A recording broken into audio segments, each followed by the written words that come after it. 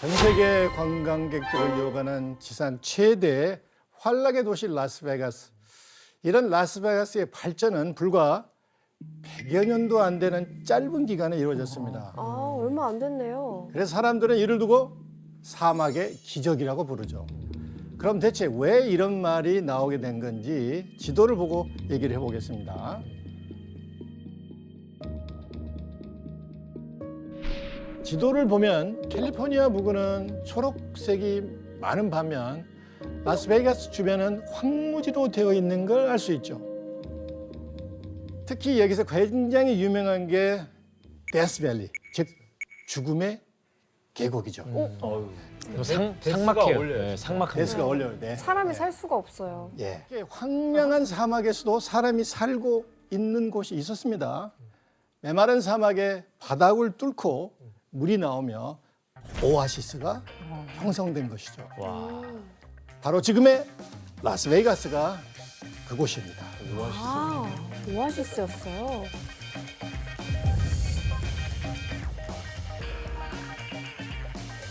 근데 어쨌든 이제 사막 한가운데 이 오아시스가 생겼으니까 사람들이 이제 뭐 지나가더라도 항상 들러야겠네요. 찾아야겠네. 아니 살라고 글로 가겠네. 살라 살 수도 있겠다 진짜. 네.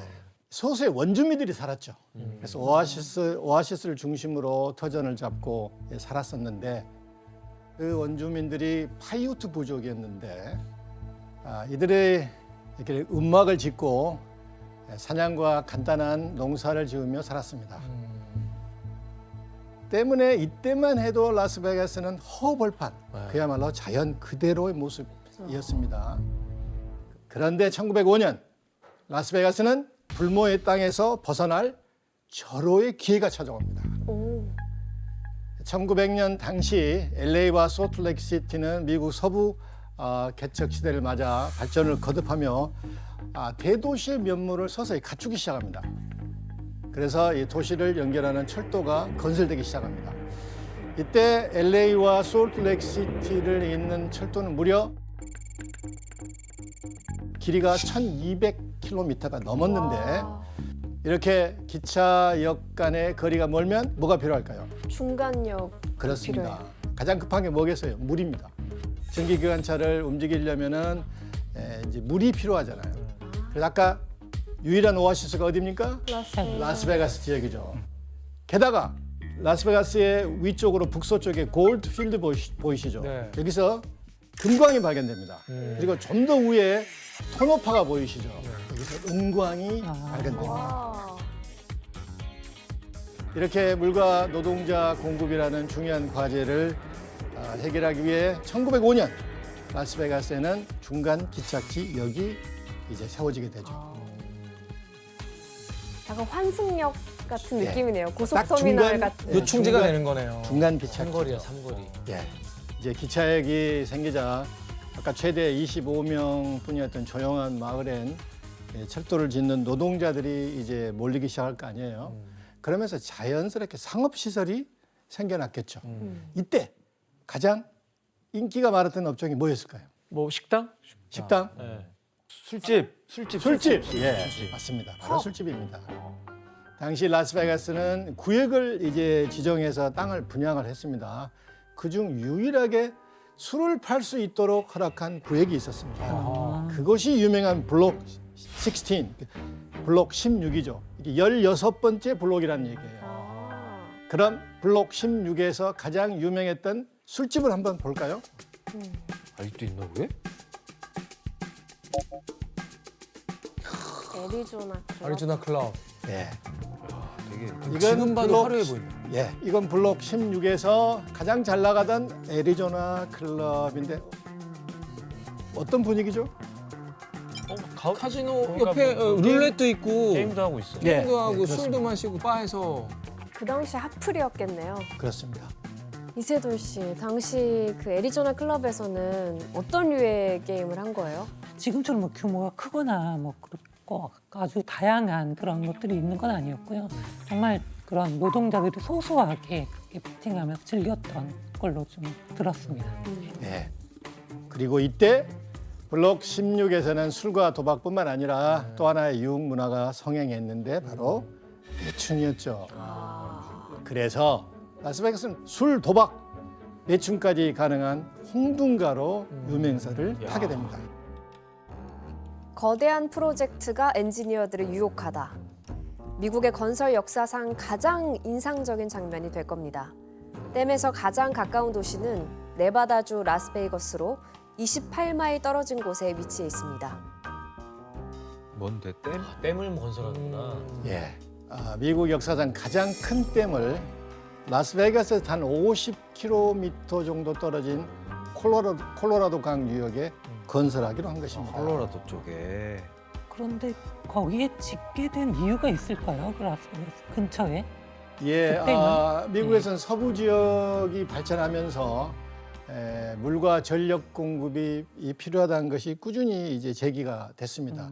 그러던 중 대공황 시기와 맞물리면서 경제를 활성화시키고 실직자들에게 일자리도 만들어 줄 수 있는 댐 공사를 적극적으로 추진한 것이죠.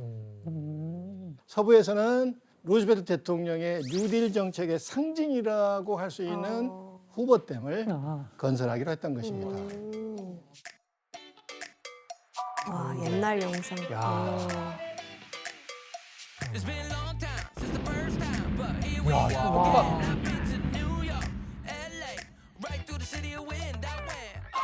어마어마하다. 2만 명. 이거 실제 영상 아니야? 우와. 와, 너무 무서워.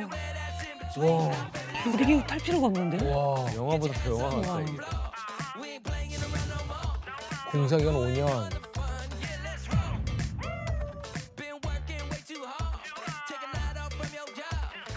멈춤. 야, 저 470m. 어마어마해. 당시로서는 세계 최저 높이입니다. 진짜 어떻게 됐어? 그 후보댐 건설로 침체된 라스베이거스의 분위기가 완전히 달라집니까? 그렇죠. 라스베가스는 후보댐과 가장 가까운 도시잖아요. 그래서 미국 정부는 이곳에 고용사무소를 설치하고 인력을 이제 뽑기 시작합니다. 우와. 이 도시는 다시 이제 활력을 되찾게 되는데 다시 한번 도시가 성장할 수 있는 호재를 맞게 된 거예요. 그러다 보니 라스베가스 시민들은 난리가 났다. 다 거리가 났어, 하늘이 난리가 났죠. 영원했어요. 환호하며 축제를 하고 난리가 났습니다. 그래서 예전처럼 이제 술집, 도박장이 활발하게 운영하는 꿈을 꾸게 됩니다. 그런데 이들의 꿈은 쉽게 이루어졌을까요? 쉽진 않겠죠. 예. 쉽지는 않았습니다. 자, 후보댐 건설이 승인된 얼마 후 미국 정부, 연방정부 내무부 장관이 현장 실사를 위해 라스베가스에 며칠 머물게 됩니다. 정말 라스베가스가 그런 이상한 도시인가, 죄악의 도시인가를 보기 위해서 실사를 나온 거예요. 자, 여러분들이 라스베가스 주민이었으면 이 위기를 어떻게 돌파할까요? 아주 이분을 환대해 드립니다. 아주. 나 불법 이호를 대놓고 아 그래도 이제 이런 게 살기 좋은 곳이다. 활성화돼야 이제 노동자들이 자리 잘 필요한 곳이다. 우리 견 씨는 굉장히 순진한 생각에도 정반대로 생각합니다. 아, 다 숨기는 거예요, 꽁꽁? 예, 숨겨야지. 바로 장관을 속이기로 합니다. 아, 그동안 암암리에 몰래 운영했던 술집, 도박장, 매춘업소들을 내무부 장관의 공식 방문 일정 동안만 문을 닫기로 담합을 한 거예요. 페이크네. 그래서 주민들이 똘똘 뭉칩니다. 통했을까요? 근데 장관이 안 가는 거야. 안 왔어요? 1년 동안. 안 왔어. 내무부 장관이 옵니다. 도착한 날 약속대로 가게들은 문을 닫았고 덕분에 장관들은 건전하고 차분한 도시를 둘러볼 수 있게 됩니다. 와. 하지만 단 하나의 치명적인 실수로 이 전략이 실패하고 만 아 누가 하나 어겼네. 무슨 실수? 누가 하나가 어겼어. 예. 장관과 함께 온 공무원이 있었잖아요. 예. 그 공무원에게 잘 보이려고 술을 먹인 거예요. 아하. 술을 대접한 것입니다. 근데 그걸 들켜버립니다. 술 냄새를 맡고 내무부 장관이 경로합니다. 아. 그래서 워싱턴 DC로 돌아간 장관은 깜짝 놀만한 발표를 합니다. 후보댐 건설 현장 인근에 건전한 새로운 도시를 만들겠다. 이에 라스베가스 도심을 채웠던 노동자들은 썰물처럼 어디로 갔겠어요. 이제 새로운 도시로 정착을 하게 됩니다. 신도시 계획 발표네요. 그러면 교수님 그 베가스 입장에서는 너무 이게 치명적이라 가만히 있지는 않을 거 아니에요. 예, 라스베가스 주민들은 노동자들을 다시 불러들일 묘수를 떠올리기 시작합니다. 바로 라스베가스의 특색을 살려 유흥산업을 오히려 더욱 활성화시켜버립니다. 아, 대놓고요 이제는. 완전 활락가로. 아, 이젠 대놓고 해버리겠다. 그래서 이 계획을 위해 1931년 네바다주에서는 후보댐의 공사 시작과 함께 주법으로 도박을 합법화시켜버립니다. 우와. 파격적인 결정이죠.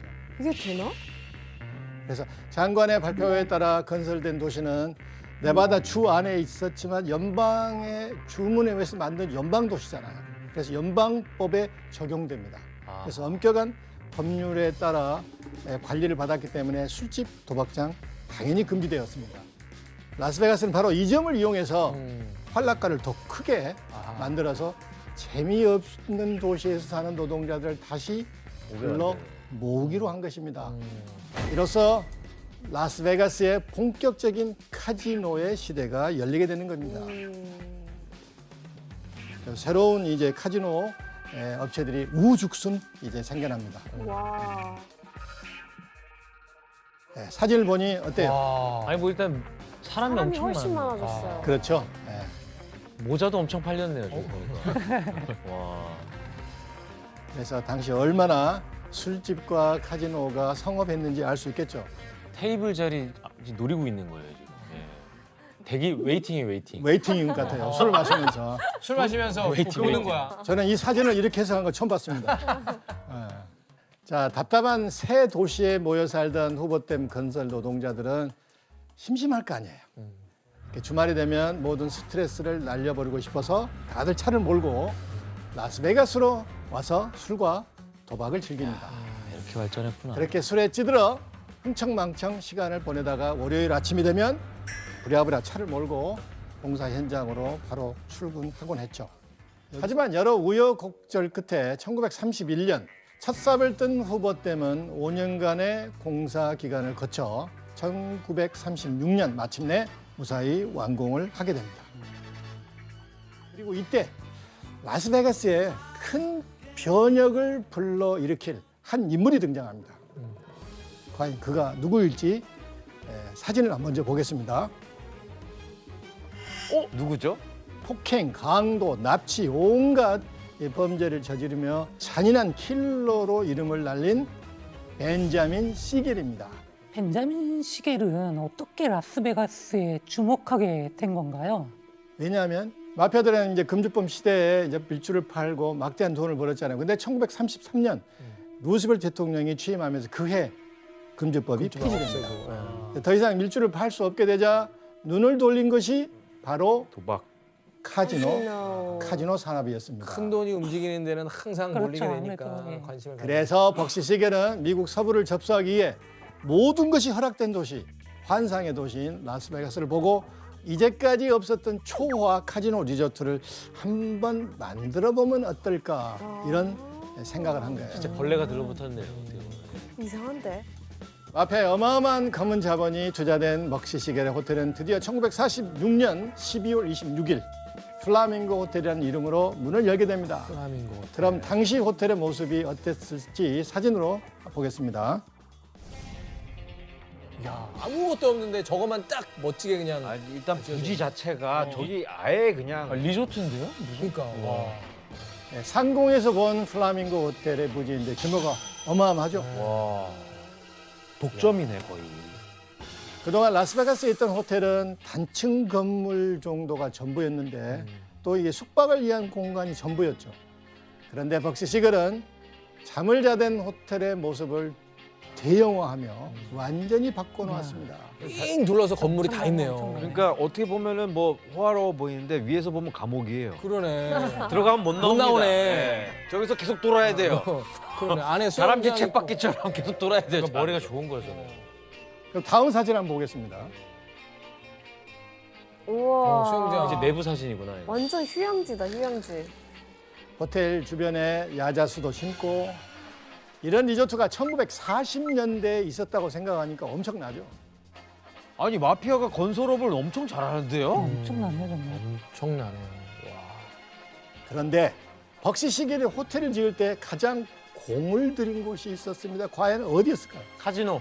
예, 네. 그렇지. 그거 저 본전 찾으려면 꽤 지금 오래 걸리겠는데. 그러네요. 이 소규모의 카지노 시설이 호텔 뒤쪽에 대체로 눈에 보이지 않는데 숨겨져 있었잖아요.